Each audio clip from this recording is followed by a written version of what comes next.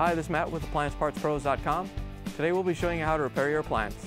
Remember, anytime you work on an appliance, make sure it's unplugged or the circuit breakers are off so there's no chance of electrocution.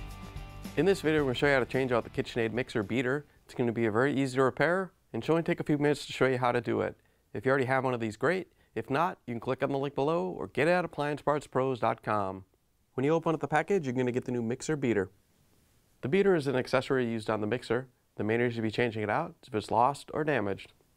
In order to change the mixer beater, you want to make sure that the bowl is in the down position.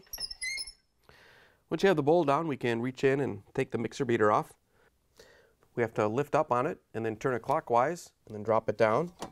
Once you have it free, you can pull it out of the bowl. Here's the old mixer beater next to the new one. If you already have one of these, great. If not, you can get it at AppliancePartsPros.com.